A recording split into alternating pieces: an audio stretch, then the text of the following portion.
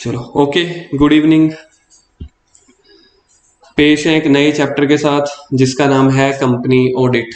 बहुत ही इंपॉर्टेंट और बड़ा ही इजी चैप्टर। बड़ा मजा आने वाला है क्योंकि इसके बाद फिर जो आपके चैप्टर्स होंगे उसमें थोड़ा मजा कम आएगा।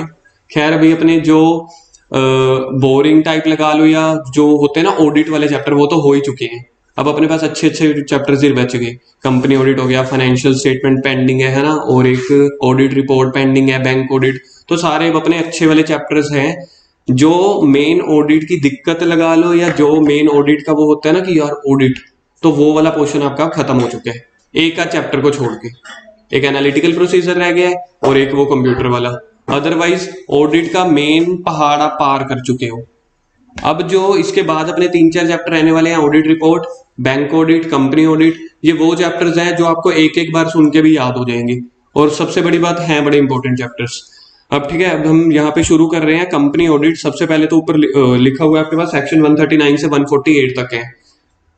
जैसे हमने कोऑपरेटिव सोसाइटी कर लिया पहले ही, तो कोऑपरेटिव सोसाइटी में आप देख रहे थे ना कि कोऑपरेटिव सोसाइटी एक स्पेसिफिक एंटिटी है, उसके ऑडिट के और ऑडिटर के रूल अलग अलग हैं। ऐसा ही कंपनी में। अब यहाँ पे पिछले जितनी भी आप ऑडिट कर रहे थे ना, आप कभी कंपनी की बात नहीं कर रहे होते थे, हम एंटिटी की बात कर रहे होते थे। Whether it is NPO, partnership firm, sole proprietor, company, government audit, कुछ भी। यहाँ पे अब अपनी स्पेसिफिकली बात होने वाली है कंपनीज की, और यहाँ पे लगने वाला है कंपनीज एक्ट 2013। तो यहाँ पे जो प्रोविजंस होंगे कंपनीज के होंगे। अब कंपनी का एक्ट अलग बना हुआ है, तो कंपनी में जब आपको ऑडिट करने वाले हैं तो कंपनीज का एक्ट जो है कंपनीज एक्ट 2013, वही आपको प्रोविजन बता रहा है कि सेक्शन 139 से 148 तक आपको अब करना क्या है। आप कौन कौन इस कंपनी का ऑडिटर हो सकता है, चाहे वो कंपनी प्राइवेट है चाहे पब्लिक है, ठीक है, चाहे वो गवर्नमेंट कंपनी है। क्योंकि जो अपन ने गवर्नमेंट ऑडिट की है ना, गवर्नमेंट ऑडिट भी हम कर चुके हैं। अगर ध्यान से सोच के देखोगे गवर्नमेंट ऑडिटर में वाले चैप्टर में, वहां पे कभी आया था कि ऑडिटर कौन होगा? जी नहीं।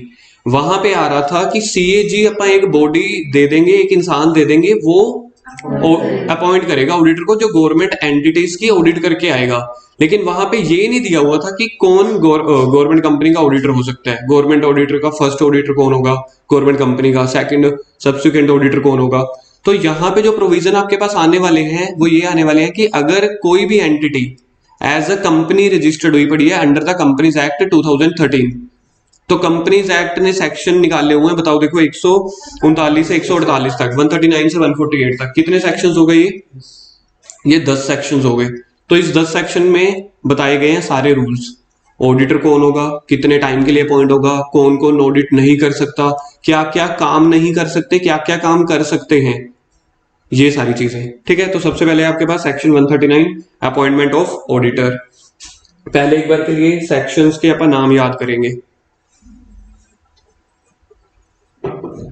सेक्शन 139 सबसे पहले ऑडिटर आ रहा है, अपॉइंटमेंट। ठीक है, दूसरा सेक्शन जो पर्सनली मैं हर बार बोलता हूं, मेरे को पसंद नहीं है, रिमूवल। सबसे पहले तो इनको एलिजिबिलिटी देखनी चाहिए थी ना। 139 में आ रहा है, 139 में जा रहा है, चाहे वो रिमूवल से चाहे रिजाइन से, मतलब चाहे हटाया जा रहा है चाहे खुद हट के जा रहा है। फिर इनको थोड़ा सा याद आ गया था, अच्छा ऑडिटर की क्वालिफिकेशन भी तो देखनी है ना। एलिजिबिलिटी, क्वालिफिकेशन, डिस्क्वालिफिकेशन, 3 सेक्शन याद हो जाएंगे। 139, 140, 141। 139 में अपॉइंटमेंट, 130 होता है कोई, 139 उसके बाद 140, 140 में रिमूवल या रिजाइन, रिमूवल या रिजाइन। 141 में एलिजिबिलिटी, क्वालिफिकेशन, डिस्क्वालिफिकेशन। मतलब उनको थोड़े लेट समझ में आया कि ऑडिटर होगा कौन। फिर उसके बाद 142, उसको कितने पैसे देने हैं, रेम्यूनरेशन। 143 में उसकी पावर्स या ड्यूटीज, 143 में पावर्स या ड्यूटी। 144 में auditor not to render certain service, इसके ब्रैकेट में लिखो डिसअलाउड सर्विसेज, कौन कौन से काम वो नहीं कर सकता, डिसअलाउड, डिसअलाउड सर्विसेज। उसके बाद आपके पास है 145 में auditor to sign the audit report, circle कर दो, साइन ऑडिट रिपोर्ट। 145 में बोला कि अगर आप ऑडिट करके जाते हो तो साइन भी करना। 146 में उसको बोला जनरल मीटिंग भी चलो अटेंड कर लेना। 147 में कॉन्ट्रावेंशन, पनिशमेंट। और 148 तो हमने 2-3 बार पहले भी आ गया, कोस्ट ऑडिट। ठीक है, एक बार मैं बोल रहा हूँ 139 appointment, 140 removal resign, 141 eligibility qualification disqualification, 142 में रेम्युनरेशन, 143 में powers duties, 144 not to render certain services, 145 sign the audit report, 146 attend the general, 147 में पनिशमेंट, 148 कोस्ट ऑडिट। एक बार फिर से बोलेंगे, सेक्शन कहां से कहां तक है? 139 से 148। 139 appointment, removal, resignation, eligibility, remuneration, power duty, not to render certain service, sign audit report, general meeting, punishment and cost audit. चलो जी पहला शुरू करते हैं। 139 अपॉइंटमेंट ऑफ ऑडिटर। देखो इन्होंने बोला 139(1) में, सबसेक्शन 1 में, subsequent auditor of non government company. Non government company का मतलब होता है नॉर्मल कंपनीज, प्राइवेट चाहे पब्लिक। नॉन गवर्नमेंट कंपनी और दूसरी है गवर्नमेंट कंपनीज। तो नॉन गवर्नमेंट में, नॉन गवर्नमेंट कंपनी को मैं बार बार क्या बोल के चलूंगा? Normal companies. प्राइवेट कंपनीज भी हो सकती हैं और पब्लिक भी हो सकती हैं। क्या पब्लिक कंपनी गवर्नमेंट कंपनी होती है?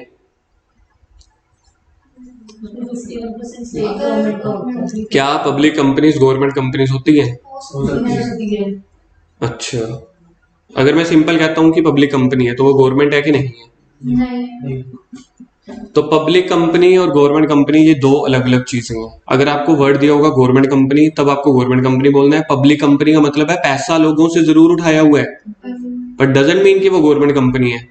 तो आपको पहला आंसर रखना है। अब प्राइवेट कंपनी अलग चीज, वहां पे 2 मेंबर्स या जो भी होते हैं हो सकते हैं। पब्लिक में 7, कहीं पे भी नहीं बोला हुआ कि वहां पे गवर्नमेंट इन्वॉल्व है। फिर एक और कंपनी आएगी गवर्नमेंट कंपनी, वहां पे बोला होगा 51% शेयर्स, ठीक है। फिर एक एनपीओ कंपनी आएगी, सेक्शन 8 कंपनीज। अब यहाँ पे मेरे को थोड़ी सी दिक्कत क्या है, देखो मैं थोड़ा चूजी हो रहा हूँ, आप जो मर्जी बोल लो, या मेरे को पर्सनल प्रॉब्लम है या मेरे को उंगली करने की आदत है, जो भी है। 139 अपॉइंटमेंट ऑफ ऑडिटर में इनको सबसे पहले 139(1) में ऑडिटर, फर्स्ट ऑडिटर डालना चाहिए था कि नहीं? पहले ये बात कर रहे हैं subsequent auditor of non government company. उसके बाद नीचे देखो, उसके बाद रोटेशन डाली गई, ठीक है। रोटेशन के बाद इन्होंने आगे करते चले जाओ, rotation between firm, subsequent auditor of government company का पॉइंट भी आ गया। मतलब सब्सिक्वेंट ऑडिटर पहले नॉर्मल कंपनीज में, फिर 2-3 पॉइंट और निकाल दिए। 139(5) में बोल रहे हैं subsequent auditor of government companies, फिर कह रहे हैं 139(6) में first auditor of non government. मतलब क्या फूका हुआ था इन्होंने, मेरे को समझ नहीं आती ये चीज ना। मतलब चाहते क्या है ये दीन दुनिया से, समझ नहीं आ रहा। कि फिर कहते हैं गवर्नमेंट वाले काम बड़ा करते हैं। मतलब तुम फ्री का क्यों उलझा रहे हो? या तो 139(1) में डाल दो तुम पहले फर्स्ट ऑडिटर के cases, first auditor of government company और first auditor of non government company. चलो नहीं डाला, मान लिया आपने खाया पिया हुआ था कुछ। 139 में इन्होंने डाला हुआ है subsequent auditor of non government company. फिर इनसे 139(2) कुछ मिस हो गया, 139(3) मिस हो गया, 139(4) मिस हो गया। फिर इनकी आंख खुली, हो सब्सिक्वेंट ऑडिटर गवर्नमेंट कंपनी का तो रह गया, कहते चलो 139(5) में डाल दो। अब आप इसको लगा लो कि मेरी पर्सनल प्रॉब्लम है, या मैं जान के वो कर रहा हूं, या इनको लो मुश्किल बनाना था, या इन्होंने कुछ खाया पिया हुआ था। अब जो भी है आपको यही करना पड़ेगा, यही आपकी दुनिया है। इसलिए हाँ जी, हाँ जी बोलो। फेल करना है, आप कुछ भी लगा लो। नहीं खैर, ये तो एमसीए वालों ने बनाया ना, तो उनको बस। चलो अब हम क्या करने वाले हैं, हम थोड़ा तरीके से करने वाले हैं। हम सबसे पहले फर्स्ट ऑडिटर ही पढ़ेंगे, क्योंकि पहले कंपनी शुरू हो रही है, पहले पहला ऑडिटर तो बताओ। 139(1) डाल दिया सब्सिक्वेंट ऑडिटर। भाई कंपनी अगर ये 10 साल पहले शुरू हुई थी या आज पहले शुरू हो रही है, उसका मैं क्या करूं? मेरे को पहले वो पता होना चाहिए कि नहीं। सब्सिक्वेंट ऑडिटर भी देख लेंगे, मिस तो हम कुछ नहीं कर रहे। तो पहले आ जाओ 139(6) में first auditor of non government company, यानी कि नॉर्मल कंपनीज। लिख लो इसको, मैं बार बार इसको नॉर्मल कंपनीज बोलूंगा और दूसरी गवर्नमेंट कंपनीज। तो सबसे पहले बोला कि जिस दिन कंपनी स्टार्ट हो रही है, समझ लो कंपनी यहाँ पे इनकॉर्पोरेट हुई है, तो कह रहे हैं उसके 30 दिनों के अंदर अंदर, दिया होगा कहीं पे देखना, तो इसके 30 डेज में बीओडी अपॉइंट करेगा नॉर्मल कंपनी का ऑडिटर। फॉर एग्जांपल आप लोगों के पास क्लाइंट आते होंगे, ठीक है, आर्टिकलशिप फर्म में, या सीए बनने के बाद आपके पास क्लाइंट्स आएंगे, वो कहेंगे हमें ना प्राइवेट लिमिटेड रजिस्टर्ड करवा दो। तो हम प्राइवेट लिमिटेड उनकी रजिस्टर्ड करवा देते हैं। तो जिस दिन से हमें इनकॉर्पोरेशन का सर्टिफिकेट मिल जाता है, उसके 30 डेज में आपको पहला सीए भी अपॉइंट करके आरओसी को बताना पड़ेगा, ठीक है। और पहला सीए अपॉइंट कौन करेगा, कह रहे हैं बीओडी, बोर्ड ऑफ डायरेक्टर्स। इसकी जगह अगर मैंने शेयर होल्डर लिख दिया तो मार्क्स नहीं मिलेंगे, तो जो पॉइंट्स है आपको वैसे याद करने पड़ेंगे। पहले 30 डेज में कौन, बीओडी अपॉइंट करेगा, तो पहला पॉइंट हो गया, दूसरा पॉइंट खत्म हो गया। तीसरा पॉइंट सब्सिक्वेंट, अगर बोर्ड ऑफ डायरेक्टर ना कर पाए अपॉइंट तो कह रहे हैं in case failure of board it shall inform the member, जो असली मालिक है। बीओडी कहीं ना कहीं डायरेक्टर्स है, मान लिया उनके पास शेयर्स हो भी सकते हैं नहीं भी, पर जो असली मेंबर्स हैं जिन्होंने पैसा लगाया हुआ है वो उनको इन्फॉर्म कर देंगे within 90 days at an EGM shall appoint the auditor. अब मेरे को बताओ कौन से 90 डेज, 30 दिन के बाद 90 डेज या इनकॉर्पोरेशन से 90 डेज? कहाँ पे लिखा हुआ है? हाँ अच्छा, तो मतलब ये कहाँ लिखा हुआ है कि आप कह रहे हो 30 दिन के बाद 90 डेज? वो तो आपको लग रहा है जब इन्फॉर्म करेगा नहीं, वो मैं आपकी बात समझ गया। विद इन्फॉर्म कर दिया शेयर होल्डर्स को बोर्ड ऑफ डायरेक्टर ने कि हम 30 डेज में अपॉइंट नहीं कर पाए, वो कह रहे हैं एक्ट पढ़ लो, एक्ट कह रहा है within 90 days members appoint कर लेंगे। अब मेरा क्वेश्चन तो वही निकल के आ रहा है, कौन सी 90 डेज? पर ये कहाँ पे ये लिखा कहाँ पे हुआ है? जिस दिन से इन्फॉर्म कर दिया उन्होंने लिखा हु शैल। वो मैं आपकी बात समझ रहा हूं, लेकिन अगर आप, जैसे मैं आपको बोलता हूं कि कोर्ट कचहरी लगा लो या प्रैक्टिकल लाइफ में कानून चलता है, लॉ चलता है, जो लॉ में लिखा हुआ है, लॉ आपके सामने है, लॉ में ये कहाँ लिखा हुआ है? लॉ में सिर्फ इतना लिखा हुआ है within 90 days at an AGM. Within 90 days of या फ्रॉम तो लिखा ही नहीं हुआ, from informing date, from registration date या नेक्स्ट 90 डेज। थोड़ा सा क्लियर करवाऊंगा, आगे चलो एक बार के लिए। 139(7) पे 139(7) पे first auditor of government companies, first auditor of government company CAG appoint करता है। ये तो हमें पता है ना, गवर्नमेंट कंपनी है तो पहला ऑडिटर कौन अपॉइंट करेगा? टाइम लिमिट देखो क्या दी हुई है, 60 दिन। गवर्नमेंट कंपनी है ना तो खुद को टाइम ज्यादा देंगे, सेल्फिश नहीं है ये, बस थोड़ा सा पक्षपात है ना। अब आप इसको सिनोनिम्स बोल लो, चाहे एक लेम जोक बोल लो, जो भी, ठीक है। तो उन्होंने अपने लिए 1 महीना 30 दिन ज्यादा रखे हैं, ठीक है। अब देखो कॉन्सिक्वेंसेज, अगर सीएजी फेल हो जाता है तो कह रहे हैं CAG does not appoint the auditor within set period, the BOD of the company shall appoint the auditor within next 30 days. Now compare with above provision, वहां था within 90 days, within यहाँ पे क्या है? तो ये clear है कि ये अगले 60 दिनों के बाद 30 दिन काउंट हो रहे हैं। So that's my concern. तो आपको ये ऐसे याद रखना पड़ेगा। ऊपर वाले प्रोविजन पे आ जाओ दोबारा से। तो 90 डेज हैं, मैं कुछ भी नहीं बोलूंगा, नेक्स्ट फॉलो करो चाहे कुछ भी, आप आंसर यही लिख के आना विद इन 90 डेज। अगर बाई चांस पेपर में क्वेश्चन आ जाता है डेट्स को लेके 3 अक्टूबर, 4 अक्टूबर, 5 अक्टूबर, तब आप प्रोविजन लिखोगे विद इन 90 डेज और उसके साथ बड़ा बड़ा लिखोगे। बड़ा बड़ा समझते हो? Capital letters. एज्यूम कि वो 90 डेज हम रजिस्ट्रेशन की डेट से ले रहे हैं या फिर 30 डेज के बाद नेक्स्ट ले रहे हैं, जैसा आपका मन करे, क्योंकि लॉ में कुछ नहीं बोला हुआ, मैं आपको एज इट इज लॉ पढ़ा रहा हूं। डन। तो मैं एक बार के लिए यहां पे लिख देता हूं 90 डेज में फिर कौन अपॉइंट करेगा? पहले वाले प्रोविजन पे आ रहा हूं, शेयर होल्डर्स, ठीक है। मेंबर लिख देते हैं, चलो शेयर होल्डर नहीं लिखते ना, मैं नेक्स्ट लिख रहा हूं, ठीक है, ना मैं स्टार्टिंग में लिख रहा हूं। विद इन 90 डेज, आप भी विद इन 90 डेज लिख लेना। हाँ जी, ओएमआर में, तो ओएमआर में जिस हिसाब से क्वेश्चन आएगा 90 डेज वाला क्वेश्चन आएगा ना। अगर बाय चांस एमसीक्यूज आता है तो एमसीक्यूज आप यही लिखोगे 90 डेज वाला, तो उसका अगर कोई ऑप्शन होगा कि नेक्स्ट 60 डेज, नेक्स्ट 90 डेज, ठीक है, ऐसे वाले ऑप्शन होंगे। एक ऑप्शन ये भी जरूर आएगा 90 डेज, क्योंकि आईसीआई की भी गलती नहीं है यहाँ पे। एमसीए वालों ने, जिन्होंने एक्ट बनाया, उन्होंने लिखा है ना, तो आईसीआई को ये चीज पता है, क्योंकि 7 साल हो गए एक्ट को, क्या आईसीआई को नहीं पता? आईसीआई को भी पता है, इसके बारे में कंप्लेंट्स गई हैं, कई बार गई हैं। कह रहे हैं एमसीए की बात करो ना, हम क्या। तो जो अगर वो क्वेश्चन ड्राफ्ट करेंगे तो आप ये मान के चलना वो 90 डेज के कंपैरिजन में ड्राफ्ट करेंगे, तो आप ऐसे ही याद रखोगे। नेक्स्ट 90 वाला अगर ऑप्शन हुआ और एक ऑप्शन हुआ 90 वाला, तो आप 90 वाले को फॉलो करना। और उसके बाद है टेनर, वो रहेगा कब तक? Till the conclusion of first AGM. ये बहुत इंपॉर्टेंट है, till the conclusion of first AGM. इसको बना लिया, जल्दी से इसको बनाओ। इनकॉर्पोरेशन ये हो गया normal companies. Normal company second में बना रहा हूँ गवर्नमेंट कंपनीज। गवर्नमेंट कंपनी में पहले कितने दिन थे? 60 डेज में कौन था? CAG। उसके बाद क्या था नेक्स्ट? Next 30 days BOD। फिर उसके बाद देखो फिर से कंफ्यूजन, फिर 6 नेक्स्ट नहीं है ना, फिर 60 डेज कर दिया। हम एक बार के लिए मान लेते हैं, चलो 60 डेज ऐसे ही लिख लो। फिर 60 डेज में कौन आ जाएंगे? मेंबर्स।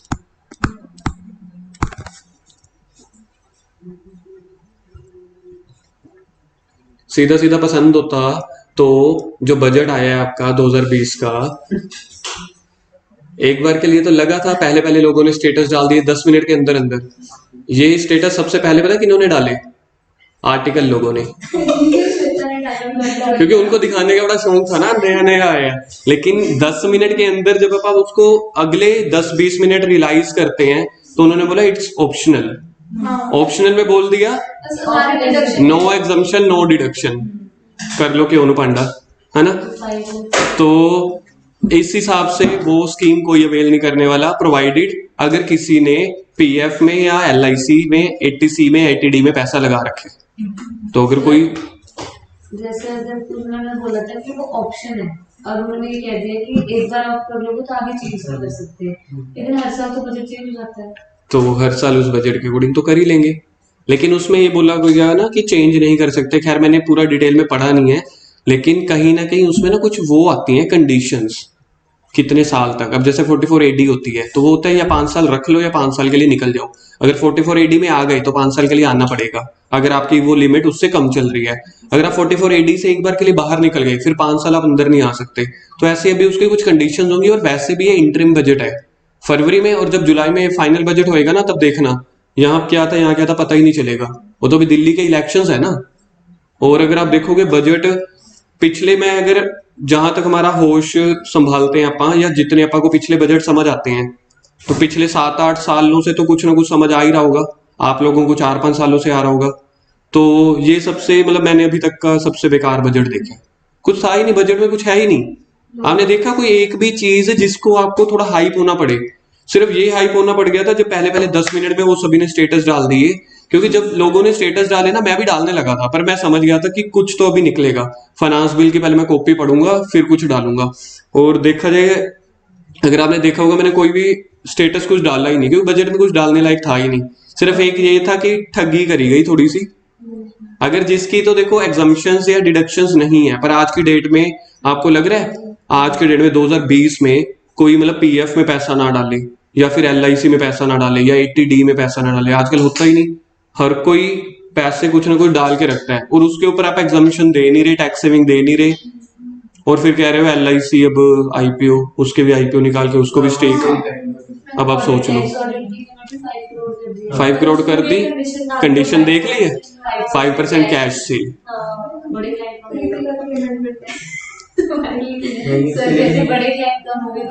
नहीं आएगी, उसके लिए भी नहीं आएगी अभी तो। 30 अप्रैल तक, सबसे बड़ी चीज बताता हूँ, 30 अप्रैल तक जो ICI RTP में डाल देगा बस वही पढ़ लो, और प्रैक्टिकल सिनेरियो तो देखना ही नहीं। अगर आपको बुक बनानी है ना फिर तो आप देखो कि बजट में क्या क्या आ गया, ये क्या आ गया। अदरवाइज ICA बैठा है अपने लिए, 30 अप्रैल से पहले उसने सारी चीजें निकाल देनी है, RTP निकाल देनी है, जो RTP में दिया होता है उसी को फॉलो करो, दैट्स इट। और वैसे भी अभी तो ये बजट इंटरिम है, फाइनल होएगा। पिछले 3-4 सालों से इंटरिम क्या आता है, फाइनल में कुछ और ही आ जाता है। अदरवाइज कांग्रेस के जमाने में ये नहीं होता था। जो बजट था, विनोद गुप्ता सर है ना, VG सर, उन्होंने ये चीज बोली थी आज से 2-3 साल पहले। कहते मैंने अपनी लाइफ में पिछले मतलब 22-23-25 सालों से पढ़ा रहा हूँ या बजट पढ़ रहा हूँ मैं। कहता मैंने अपनी लाइफ में फर्स्ट टाइम देखा है कि जो उन्होंने बजट निकाला और जो बजट फाइनल किया, मतलब मैच ही नहीं हो रहा। अदरवाइज जो आप बजट निकालते हो वो मैच होता है। तो पिछली बार का बजट अच्छा था, रीजन बीइंग कि 5 लाख तक की वो रिबेट की कैटेगरी डाल दी, वो होते हैं बजट्स। पर वो तो फिर इलेक्शंस वाला साल था ना, प्राइम मिनिस्टर वाले, तो कुछ तो देना था। और इस बार मतलब पीयूष गोयल जी बैठे हैं हमारे CA साहब, उनको रेलवे मिनिस्ट्री सौंपी हुई है। भाई आप बैठो जर्नल के चक्कर कटो, मतलब जो जिसका काम है अगर आप उसको दोगे नहीं। ये चीज केजरीवाल जी ने करके दिखाई है, जो जिसके काम है यार भाई, आप उसको दो क्यों नहीं होता। चलो छोड़ो, पॉलिटिकल में अपने क्या ही जाना है। तो फर्स्ट ऑडिटर गवर्नमेंट कंपनी में फर्स्ट ऑडिटर कौन अपॉइंट करेगा? सीएजी फेल हो जाता है तो नेक्स्ट 30 डेज में, बीओडी फेल हो जाता है तो next 60 days, with in 60 days. और कब तक ऑफिस होल्ड करेगा? Conclusion of first AGM. इसकी मैंने एक एग्जांपल बताई थी। अगर आपकी फर्स्ट एजीएम की एक मीटिंग शुरू हुई है 11 बजे और 6 बजे शाम को अगर मीटिंग खत्म हो रही है, मीटिंग शुरू हुई है 11 बजे, शाम को खत्म हो रही है 6 बजे, ठीक है, और 3 बजे कोई डिसीजन लिया जा रहा है, तो उसमें ऑडिटर पार्ट ले सकता है? यस। क्यों? क्योंकि अभी मीटिंग कंक्लूड नहीं हुई, कंक्लूजन तक वो पार्ट ले सकता है। तो अब अपना फर्स्ट ऑडिटर खत्म हो गया। अब आप पहले आ जाते हैं, थोड़ी इज्जत दिखाते हैं पहले पेज पे। Subsequent auditor of normal company 139(1). तो 139(6) और 7 हो गए हमारे। 139(1) आ जाओ, subsequent auditor of normal companies. Point number 1, appointment by the company. यहाँ पे एक चीज याद रख लेना, सब्सिक्वेंट ऑडिटर मतलब ओल्ड ऑडिटर, मतलब यहाँ पे कंपनी जो है पुरानी है, ठीक है, लिख लो इसको, यहाँ पे कंपनी पुरानी है।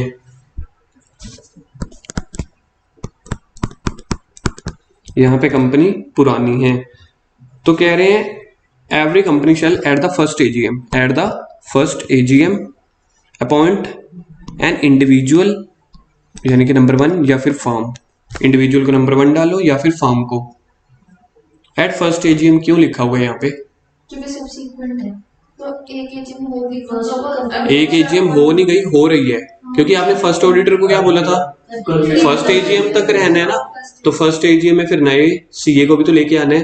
अब मेरा क्वेश्चन क्या है, सेम सीए कंटिन्यू कर सकता है या नया सीए आएगा?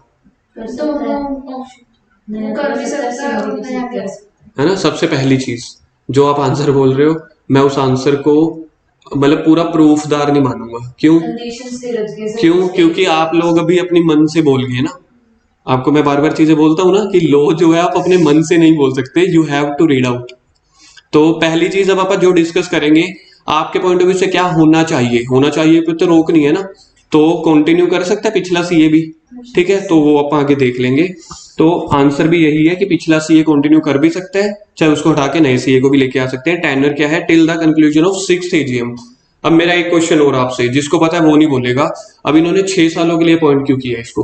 क्योंकि सर कूलिंग पीरियड होता है ना 5 साल के बाद, 5 साल के बाद अब दूसरा सीए चाहिए। फिर इसको 6 सालों के लिए अपॉइंट क्यों किया? क्योंकि फर्स्ट एजीएम के बाद 5 साल काउंट होंगे ना, फर्स्ट एजीएम तक तो वो फर्स्ट ऑडिटर सब्सिक्वेंट ऑडिटर का टेन्योर तो फर्स्ट एजीएम के बाद शुरू होता है। अच्छा, फिर उससे क्या साबित क्या हो रहा है? 5 साल पूरे हो कि 5 साल हो रहे हैं, ये कह रहे हो? मतलब 6th एजीएम मतलब वो वैसे 5th ईयर होएगा, क्योंकि फर्स्ट एजीएम सेकंड फिर थर्ड फिर फोर्थ ऐसे। मतलब मैं आपकी बात को थोड़ा सा समझाने की मतलब समझने का प्रयास करता हूँ। आप कह रहे हो कि 6th एजीएम तक 5 साल हो जाएंगे सब्सिक्वेंट ऑडिटर को, तो ये चीज आपको समझ में आ गई? क्योंकि 6th एजीएम उस फर्स्ट एजीएम के बाद 5 साल हो जाएंगे, चाहे वो 6th एजीएम इन्होंने बोला गया है, क्योंकि फर्स्ट एजीएम के बाद अपॉइंट हो रहा है ना, तो इसलिए ये लिख लो, that is for 5 years, that is for 5 years. तो ये 5 साल के लिए अपॉइंट हो रहा है, ना कि 6 साल के लिए, ठीक है। तो पहली एजीएम तो हो सकता है अपनी 1 महीने में आ गई हो, 2 महीनों में आ गई हो, उसके बाद तो 5 साल मतलब 6वीं एजीएम ही तो होगी। क्या आपको ये मैथ समझ में आ गया? पक्की बात है। उसके बाद manner and procedure of selection, rule 3 circle करो। रूल 3 में बताया गया कि कैसे अपॉइंट होंगे। तो आपको बोला गया है कि रूल 3 में इसका मैनर बताया गया है कि उस सीए को, किस सीए को, नए वाले को या पुराने वाले को? सब्सिक्वेंट, मतलब कि अब नए वाले को जो आ रहा है। Point number A, in case of a company that is required to constitute a audit committee under section 177। कुछ ना कंपनीज होती हैं जिनको ऑडिट कमेटी भी रखनी पड़ती है। ये आप ये लगा लो थोड़ी हाई क्लास कंपनीज है, लाइक लिस्टेड कंपनीज, ठीक है। तो अगर तो कोई ऐसी कंपनी है जहां पे ऑडिट कमेटी रखना जरूरी है तो वो रिकमेंड करेंगे। अगर कोई कंपनी ऐसी नहीं है तो फिर बोर्ड ऑफ डायरेक्टर रिकमेंड करेंगे। क्या आपको ये 2 अथॉरिटीज समझ में आ गई? कुछ कंपनीज के ऊपर सेक्शन 177 एप्लीकेबल हो रहा होता है, दैट मीन्स कि उनको ऑडिट कमेटी रखनी होती है। तो अगर वो वैसी कंपनी है और मैं उस कंपनी में जाके ऑडिटर बनने वाला हूं, तब ऑडिट कमेटी रिकमेंड करेगी या आपकी क्वालिफिकेशन के सिनेरियोस चेक करके आपको अपॉइंट करेगी? समझ में आ गया? अगर ना हुई तो बोर्ड ऑफ डायरेक्टर। तो कह रहे हैं then the committee, and in case where such committee is not required then the board, board को लिख दो BOD, shall consider the following matters. कह रहे हैं कि तो उसकी क्वालिफिकेशन, उसका एक्सपीरियंस और कोई पेंडिंग प्रोसीडिंग, ये तीन चीजें याद रखनी है। Qualification, experience, pending proceeding. Qualification यानी कि वो सीए है कि नहीं, है ना, सीओपी प्रैक्टिस का सर्टिफिकेट है कि नहीं। दूसरा एक्सपीरियंस, हम चाहते हैं कि हमें कोई 10 साल पुराना सीए चाहिए, तो एक्सपीरियंस। और तीसरी, कोई उसके अगेंस्ट प्रोसीडिंग तो नहीं चल रही relating to any professional matters in the court of ICAI. ICA में प्रोफेशनल मिसकंडक्ट चलते हैं, जैसे बाय चांस अगर मैंने सीओपी लेके रखा हुआ है तो मैं 25 घंटे से ज्यादा टीचिंग नहीं कर सकता। मैं ईमेल के थ्रू लोगों को नहीं मैसेज कर सकता या ईमेल नहीं कर सकता कि मुझसे रिटर्न भरवाओ।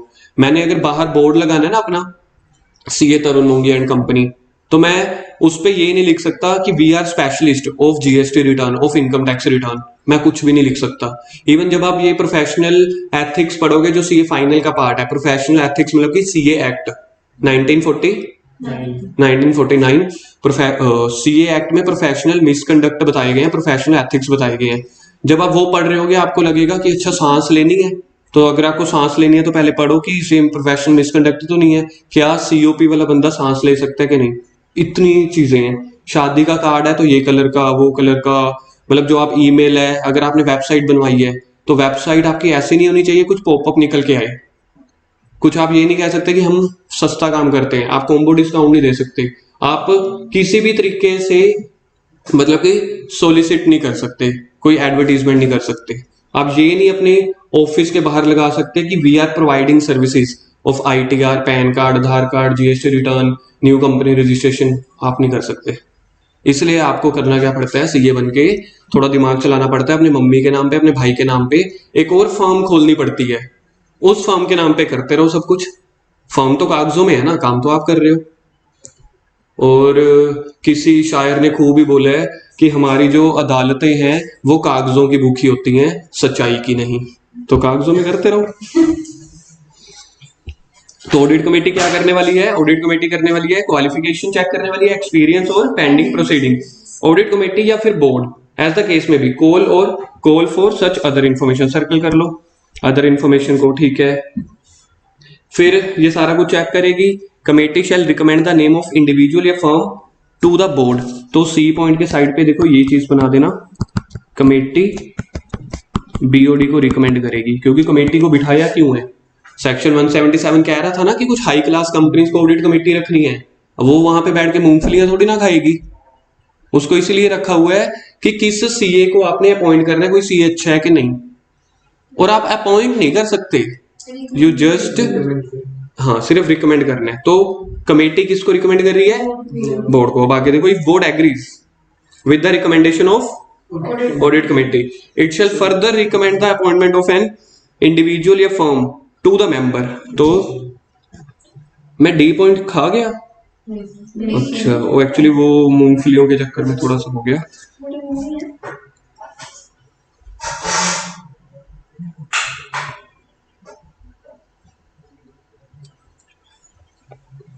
डी पॉइंट में है, in other cases the board shall consider and recommend an individual to the member. ठीक है। डी और ई पॉइंट में क्या हो रहा है?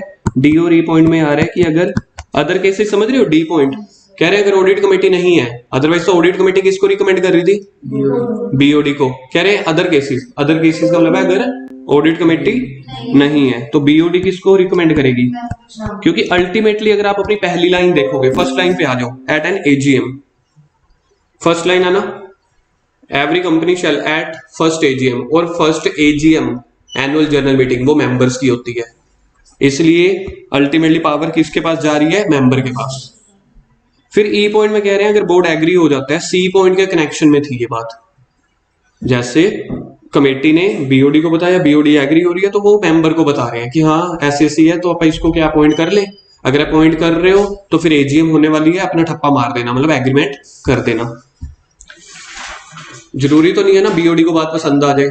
बीओडी अगर डिसएग्री कर रहे हैं with the recommendation of audit committee, it shall refer back the recommendation to committee. Circle कर दो यहां पे बीओडी, ये चीज बनाओ, बीओडी कमेटी को रेफर बैक कर रही है रिकमेंडेशन कि भाई पसंद नहीं है विद रीजंस।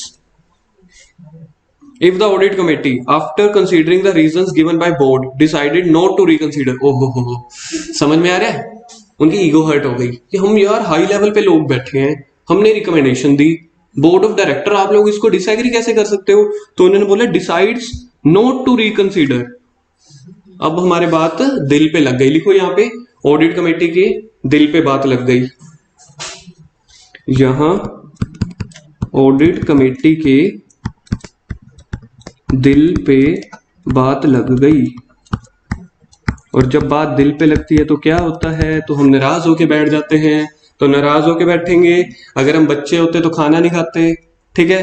तो कह रहे हैं रीजन बता देंगे अपने कि ठीक है हमें बात क्यों दिल पे लग रही है, and send it's on recommendation for consideration of the member. तो कह रहे हैं बोर्ड ऑफ डायरेक्टर फिर अपनी रिकमेंडेशन भेज देंगे, and if board agrees with the recommendation of the audit committee it shell place the matter. Ultimately फिर से वो मेंबर के पास चले जाएंगे। कह रहे हैं या तो वो डिसएग्री कर सकता है, डिसएग्री नहीं करेगा, दिल पे बात नहीं लगेगी तो दोबारा से रिकमेंडेशन दे देगा, दोबारा रिकमेंडेशन दे देगा, फिर डायरेक्टर के पास आ जाएगी, फिर मेंबर के पास आ जाएगी, घूम फिर के एक ही क्रक्स है। ऑडिट कमेटी बीओडी के पास जाएगी, बीओडी मेंबर के पास जाएंगे। अगर बीओडी को पसंद नहीं आती बात, वो रेफर बैक कर देंगे, रेफर बैक के बाद या तो नई रिकमेंडेशन दे देंगे, नहीं तो अल्टीमेटली फिर से बीओडी मेंबर के पास चले जाएगी कि उनके बाद दिल पे लग गई, आप देख लेना। 139 का 4, ऐसे ऐसे शब्द तो आपके लिए कितने मजेदार आते हैं ना, नवोमेट्रिक। अब ये सेक्शन दुनिया में नहीं रहा, आपको एक सेक्शन पढ़ने से बचाव हो गया। उसके बाद सर्टिफिकेट बाय द ऑडिटर। आप उसको अपॉइंट तो कर रहे हो, उसको जब आप अपॉइंट कर रहे हो तो आप उससे डॉक्यूमेंट्स तो लोगे कुछ कि भाई सच में सीए है कि नहीं, मरवाएगा क्या? तो सबसे पहले तो रिटन कंसेंट लो उससे, हाथों से लिखो साइड पे, written consent from auditor. Document shall be obtained from the auditor, the written consent of the auditor, certificate from him कि क्या वो कंडीशंस जो भी हैं, मतलब ऐसे 210 लग रहा है यहाँ पे। The certificate shall also indicate whether the auditor satisfy the criteria provided in section 141। तो 141 में क्या आता था याद है? Eligibility, qualification, disqualification. यानी कि आप उससे दो चीजें ले रहे हो, एक तो रिटन कंसेंट, एक उससे एलिजिबिलिटी का सर्टिफिकेट।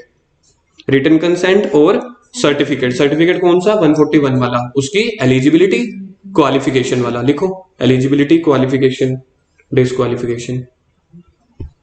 अब जो आप उससे सर्टिफिकेट ले रहे हो, पहले पॉइंट में बोला है ना कि उससे रिटन कंसेंट लेनी है और सर्टिफिकेट लेना है। सर्टिफिकेट में टोटल 4 चीजें। पहला, क्या वो एलिजिबल था अपॉइंट होने के लिए, कि वो डिस्क्वालीफाई तो नहीं है, ठीक है? पहला क्या आया? एलिजिबल, डिस्क्वालीफाई नहीं है। दूसरा, as per the terms provided under the act. कह रहे कंपनीज एक्ट 2013 ने जो कंडीशंस दी हुई हैं, एज पर द टर्म्स, उसके अकॉर्डिंग अपॉइंटमेंट है कि नहीं। तीसरा, with in the limit. With in the limit का मतलब है हर ऑडिटर सिर्फ 20 कंपनियों की ऑडिट एक्सेप्ट कर सकता है। सुना हो ऐसी कोई चीज? एक ऑडिटर, एक सीए 20 कंपनीज की ऑडिट एक्सेप्ट कर सकता है। अगर उसने 20 कंपनीज की ऑडिट एक्सेप्ट कर रखी है तो क्या वो इसकी एक्सेप्ट कर पाएगा ऑडिट? नहीं। तो ये वही चीज है, तो उसको अपना सर्टिफिकेट देना पड़ेगा। वो सारी चीजें ना ऑनलाइन मतलब एक्टिव होती हैं, कोई बड़ी बात नहीं है। तो जब भी आप किसी कंपनी की ऑडिट एक्सेप्ट करते हो, ऑनलाइन फिल कर देते हो, आरईसी को फाइल कर देते हो, तो वहां पे लिखा आ जाता है कि अब आपके पास 16 कंपनीज है। सेम वैसा ही जैसे आपके आर्टिकलशिप और प्रिंसिपल के वो लिखा नहीं होता कि प्रिंसिपल में कौन कौन से आर्टिकल रजिस्टर्ड है, अगर 10 हैं तो 10 रजिस्टर्ड है कि नहीं, सेम वैसा ही। और आगे लिस्ट ऑफ प्रोसीडिंग, उसके अगेंस्ट कोई प्रोसीडिंग चल रही है कि नहीं। ये पिछली बार की तरह तो आए, पीछे 2 पॉइंट्स आ गए थे ना, पीछे 2 पॉइंट्स आए थे, देखो पिछले पेज पे, प्रोसीडिंग्स वाले और क्वालिफिकेशन एक्सपीरियंस वाले। वैसे ही वो क्वेश्चन नहीं आता पेपर में, लेकिन पेपर में ये क्वेश्चन बड़ा आता है, यही वाला ABCD। इसको लिख दो learn as it is. Learn as it is, इसको बोलता हूं मैं 4 पॉइंट सर्टिफिकेट। लिखो इसको 4 पॉइंट सर्टिफिकेट, ये पेपर में आया हुआ है। 4 पॉइंट सर्टिफिकेट का पहला पॉइंट, एलिजिबल होना चाहिए, disqualify, appointment as per the terms होनी चाहिए। तीसरा, विद इन द लिमिट होना चाहिए। चौथा, लिस्ट ऑफ प्रोसीडिंग है उसको भी डिस्क्लोज कर दे। एक बार फिर से 4 point declaration given by the two the company under rule number 4। पीछे था रूल नंबर 3। रूल नंबर 3 है तो थोड़े से मैटर, 4 है तो थोड़े ज्यादा मैटर। तो यहां से याद रहेगा रूल नंबर 4 पॉइंट्स। तो याद रह जाएगा यार, रूल नंबर 4 पॉइंट्स। पहला, eligible and not disqualified, appointment as per the terms of the act within the limit और list of proceedings. Intimation to auditor, यहाँ पे देखो कंपनी इन्फॉर्म कर रही होगी, कंपनी दो जनों को इन्फॉर्म कर रही होगी, company shall inform the auditor concern of his appointment and file a ADT 1 with the ROC. तो कंपनी देखो किस किस दो जनों को बता रही है, एक आरओसी को और एक ऑडिटर को, कि हे ऑडिटर भैया आप अपॉइंट हो गए, आपकी चांदी होने वाली है। अब कंपनी आरओसी को बता रही है और एडीटी कितने दिनों में, 15 डेज। देखो कहां से, ये जरूरी है, जिस मीटिंग में वो अपॉइंट हुआ था। तो कंपनी आरओसी और ऑडिटर को बता रही है। अब देखो यहाँ पे दोबारा से 2 पॉइंट और मैं क्या लिख रहा हूं इसको, एक तो एडीटी 1 और कितने दिन, 15 दिन ऑफ, कहाँ के, 15 दिन ऑफ मीटिंग, मतलब उस मीटिंग में जहां पे अपॉइंट हुआ था।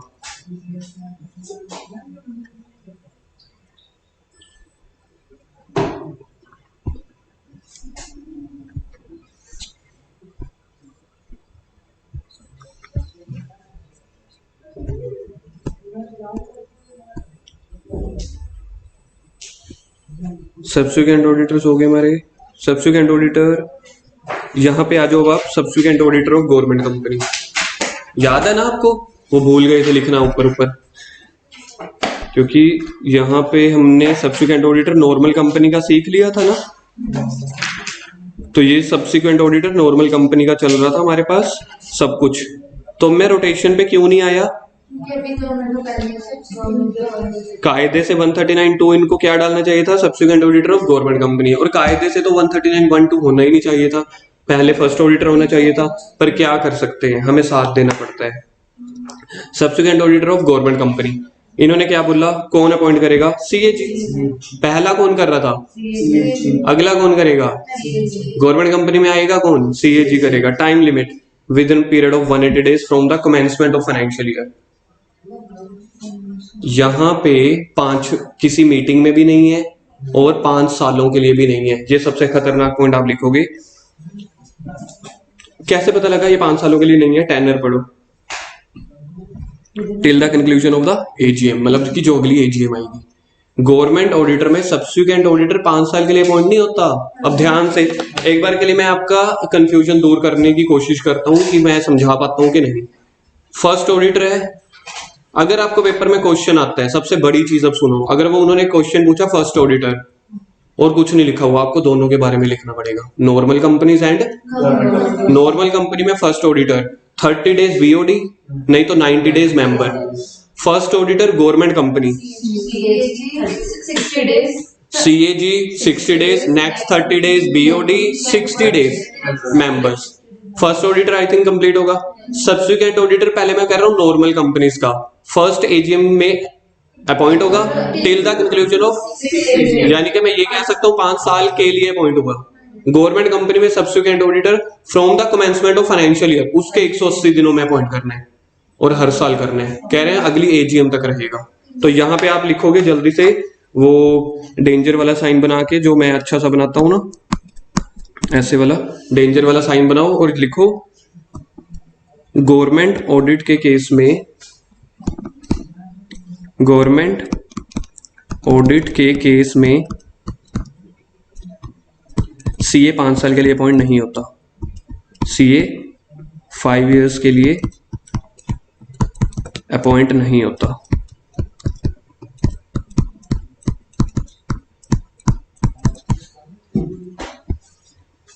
कैसे पता चला, इसका प्रूफ टेनर में दिया हुआ है, auditor so appointed shall hold the office till the conclusion of the AGM, मतलब जो भी अगली एजीएम आती होगी। इसमें रिपीट हो सकते हैं कि क्या हो सकता है, क्योंकि लिखा नहीं हुआ कि अपॉइंट होगा कि नहीं होगा। सर लेकिन जैसे हम कूलिंग पीरियड की बात करते थे, 5 इयर्स के बाद कोई भी ऑडिटर जो है वो दोबारा कंटिन्यू नहीं कर सकता, 5 साल 5 साल का पीरियड होता है उसके बाद ही कर सकते हैं। इसमें लिखा हुआ है कि till the conclusion of next AGM, तो क्या हर साल मतलब 5 साल के बाद भी ऑडिटर जो है वो अपॉइंट हो सकते हैं? हो सकता है, अब अपन ये चीज कूलिंग पीरियड में पढ़ के देखेंगे, क्या कूलिंग पीरियड में गवर्नमेंट ऑडिट के बारे में बात की हुई है। अगर कूलिंग पीरियड में गवर्नमेंट ऑडिट की भी बात कर दी गई, फिर यानी कि ये हर साल अपॉइंट होगा एक एक साल के लिए, तो यानी कि 5 साल तक। वो अपन कल की क्लास में देखेंगे। Done, okay, bye bye. एक बार जल्दी से रिवाइज कर लेते हैं। बाय बाय अभी के लिए कैंसिल, 2 मिनट के लिए, सिर्फ 2 मिनट के लिए कैंसिल। कौन कौन से सेक्शन हुए? 139 का सबसे पहले आप पढ़ते हैं 6 government auditor, first government normal company का फर्स्ट ऑडिटर सेक्शन, 139 हाँ कितने दिनों में? 30 और 90 BOD members till the conclusion of first AGM. First auditor in case of government company 139 7 खोल लो ना, बुक्स खोल लो। 139 7 first auditor of government companies. 60 next 30 60 CAG members, CAG board members, ठीक है।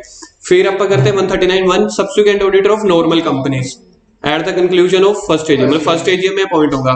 Tenor till the conclusion of कितने सालों के लिए? पहले रूल 3 में 2 सर्टिफिकेट देने पड़ते थे, क्वालिफिकेशन वाला और प्रोसीडिंग्स वाला। क्वालिफिकेशन, एक्सपीरियंस और प्रोसीडिंग्स, क्वालिफिकेशन, एक्सपीरियंस, प्रोसीडिंग्स। फिर एक बहुत मुश्किल टॉपिक आया था, अगर ऑडिट कमेटी है वो रिकमेंडेशन बोर्ड को, बोर्ड मेंबर को, क्रक्स यही है, छोड़ो उसको, है ना। उसके बाद आपके पास आया था उसके 4 पॉइंट सर्टिफिकेट। 4 पॉइंट सर्टिफिकेट का रूल नंबर 4 तो अपन याद कर लिया था, रूल 4.4। पहला एलिजिबल है and not disqualified as per the terms. तीसरा लिमिट्स। चौथा लिस्ट ऑफ प्रोसीडिंग्स, ठीक है। फिर आया हमारे पास 139 का अभी subsequent auditor in case of government company, जो ये भूल गए थे, इनको 5वें में याद आया। 5वें में इन्होंने क्या बोला? 180 days of the commencement of financial year. इस केस में ना आगे रिपोर्ट आएगी, आगे जाके रिपोर्ट ये बोलेंगे क्लोज के 180 दिनों में आपको रिपोर्ट देनी है, ठीक है। 2 टॉपिक यहाँ पे ना मिक्स हो जाएंगे। अगर गवर्नमेंट ऑडिटर को रिपोर्ट देनी है वो साल खत्म होने के 180 दिन में देंगे, यहाँ पे कमेंसमेंट के 180 दिन में अपॉइंट करनी है, ताकि दोनों चीजें मैच हो जाएं। 180 दिन से 180 दिन के बीच में गवर्नमेंट ऑडिटर को अपॉइंट करना है हर साल, और till the conclusion of next AGM वो रहेगा। डन, तो बाकी करते हैं।